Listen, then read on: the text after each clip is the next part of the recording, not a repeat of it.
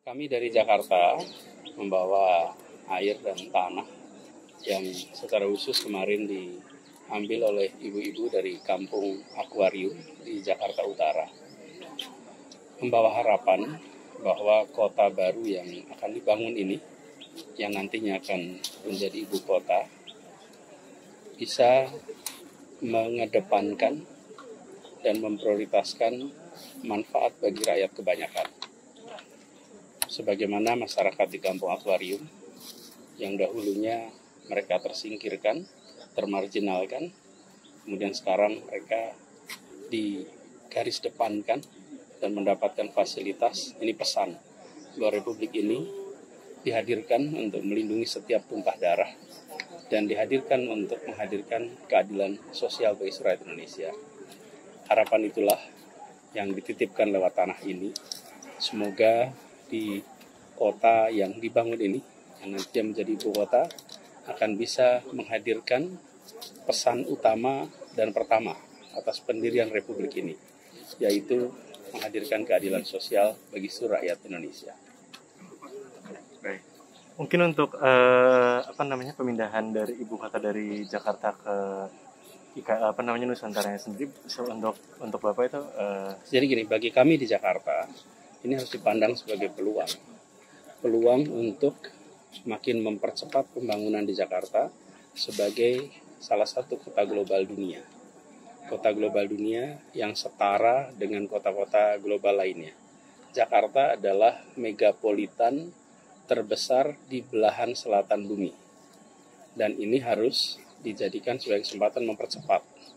Unsur-unsur utama kota global adalah mobilitas penduduk berbasiskan kendaraan umum dan ramah lingkungan. Kemudian kedua, fasilitas kesehatan, fasilitas pendidikan berstandar internasional. Kemudian memiliki daya tarik bagi global talent, sehingga produktivitas yang terjadi di kota ini bisa dirasakan manfaatnya, baik di Indonesia maupun di dataran global. Kami di Jakarta menyambut ini sebagai sebuah kesempatan untuk kita mempercepat untuk Jakarta menjadi salah satu pusat kota global dunia. Dan kota global itu bukan saja aspek ekonominya, tapi juga aspek budaya, aspek sosial, aspek pendidikan, yang itu semua harus dikembangkan.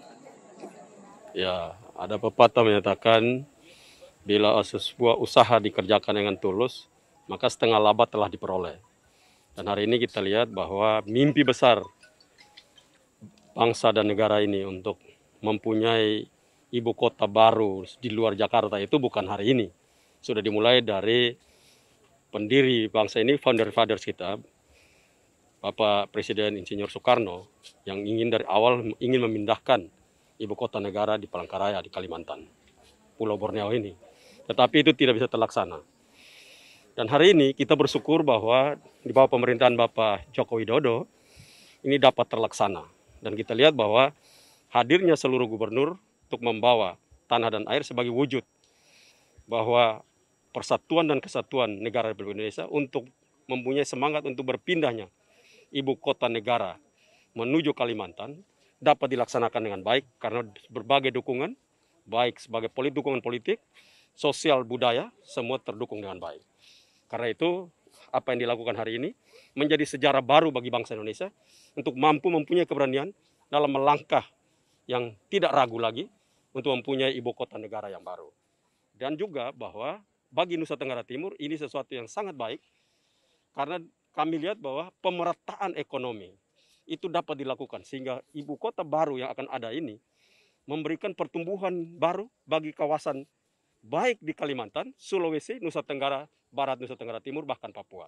Dan kami kalau datang ke ibu kota negara tidak butuh waktu 3 jam, kami butuh waktu 1 jam 45, kamu sudah ada di sini. Dan itu mempunyai dampak yang baik dan pesan yang paling sungguh adalah bahwa Bapak Presiden Joko Widodo melaksanakan amanat yang telah disampaikan oleh luhur sebelumnya dan dapat dilakukan untuk kepentingan kesejahteraan bangsa Indonesia dalam pemerataan ekonomi.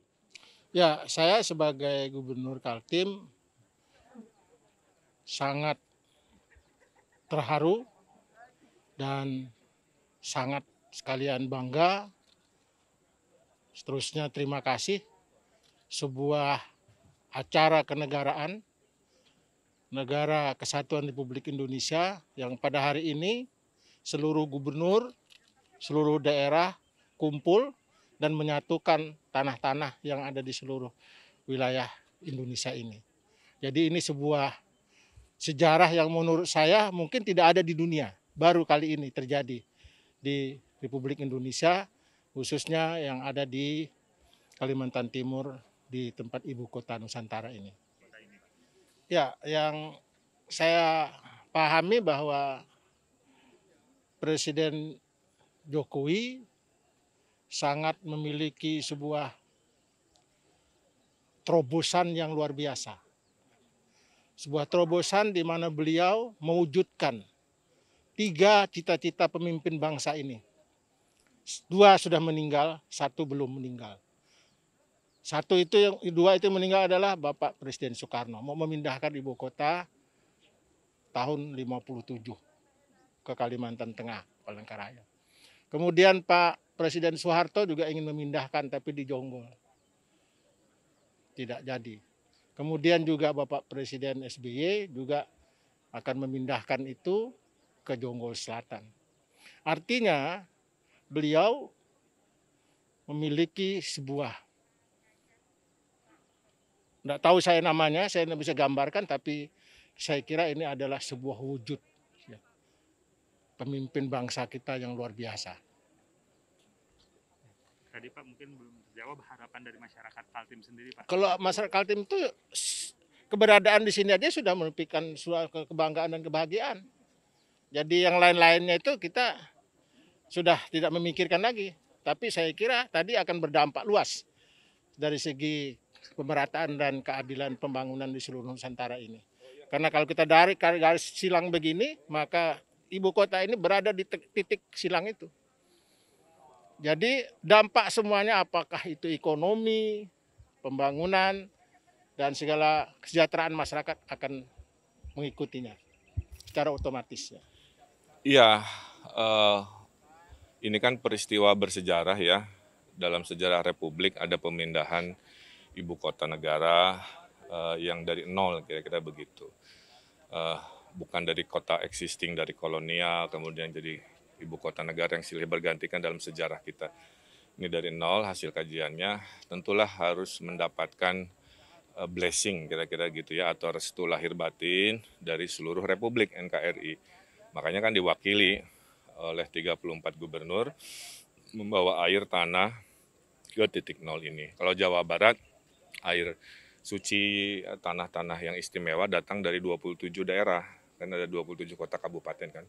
Disatukan dulu di Gedung Sate, terus baru dibawa ke sini. Jadi saya kira simbolis ini penting, bahwa semua mendukung. Kalau kita lihat sejarah kota-kota ya, semuanya juga diawali dari sebuah visi, kan begitu. Nah, visi itu ada yang beres dalam 10 tahun, tapi kalau di bawah 10 tahun mah rada tidak realistis ya. Ada yang 100 tahun, jadi butuh waktu. Jadi masyarakat jangan terlalu expect gitu ya, dalam hitungan 3-5 tahun tiba-tiba sudah beres. Saya kira sejarah kota-kota dunia juga nggak begitu. Nah, yang kedua ini kesempatan, karena untuk jadi kota terbaik dunia itu, satu dari sisi sistemnya ya, kan harus smart, green, zero carbon. Yang kedua dari sisi desain ya. Biasanya yang terdesain kan kota-kota bikinan swasta ya. Kalau kota bikinan negara belum pernah ada, jadi ini kesempatan. Yang ketiganya tentunya tantangan terbesar membangun kota itu, siapa yang mau tinggal di sini itu harus dipikirkan juga. Karena kalau hanya mengandalkan populasi PNS, kotanya pasti sangat sepi. Tapi kalau berhasil menjadi kota ya, ada fasilitas apa yang non PNS juga mau tinggal di sini, insya Allah itu akan berhasil. Itu masukan dari saya. Saya kira di luar IKN berharap ini jadi kebanggaan. Jadi kita doakan prosesnya lancar, inovasi. Jadi yang terdengar adalah hal-hal positifnya kan gitu ya, hal-hal yang membanggakannya. Bukan sebaliknya kan, mungkin ada dinamika atau apa. Nah, saya kira saya titipkan itu ke Kepala IKN. Saya dan Pak Bambang bersahabat baik, satu sekolahan juga di ITB di Amerikanya, jadi yakin betul beliau pasti sukses insya Allah. Ya, saya selaku Gubernur Papua Barat ada kesan tersendiri di mana hari ini ya 34 gubernur bisa hadir, termasuk Papua Barat, kami bisa hadir dan membawa tanah dan air. Ya, dengan demikian tanah ya, berarti kita menunjukkan bahwa kita tanah air satu ya, tanah Indonesia. Satu bangsa yaitu bangsa Indonesia dan satu bahasa yaitu bahasa Indonesia. Dan dengan demikian kehadiran gubernur ya, sekaligus mewakili pemerintah tapi juga mewakili masyarakat Papua Barat. Kami mendukung ya pembangunan IKN di Kalimantan Timur ini dengan terutama kita mendukung dengan doa sehingga semua pihak yang terlibat dalam proses pembangunan ini bisa selesai, bisa tepat dan bisa diresmikan dan bisa digunakan sehingga ini juga mempermudah kami dari timur gitu. Tidak harus terbang 5 jam ke Jakarta atau terbang 4 jam ke Jakarta, tapi kita bisa terbang 2 jam atau 2 jam setengah sudah bisa sampai di IKN. Ini harapan saya ke depan. Ya. Kemudian mungkin ada harapan tersendiri dari masyarakat Papua Barat yang Bapak bawa ke sini, Pak. Ya, yang jelas hadir di sini kan berarti sudah mewakili ya sebagai pemerintah, tapi juga mewakili masyarakat, tapi juga kapasitas saya juga sebagai kepala suku besar Arfak ya. Hadir di sini ya mewakili pemerintah, mewakili masyarakat juga untuk tadi menunjukkan bahwa kita mendukung ya. Dan kehadiran ini kan sudah menunjukkan kita mendukung pembangunan IKN di Kalimantan Timur ini dengan harapan tadi bisa cepat selesai dan ke depan ya tadi semua urusan penyelenggaraan pemerintahan, pelaksanaan pembangunan pembinaan kepada masyarakat ya dalam yang berhubungan dengan kepala negara ataupun kepala pemerintahan ataupun kita berhubungan dengan menteri terkait ini kan tidak terlalu jauh lagi ya, dan ini dari sisi kos juga sudah lebih murah lagi gitu. Baik, terima kasih Pak Gubernur. Ya.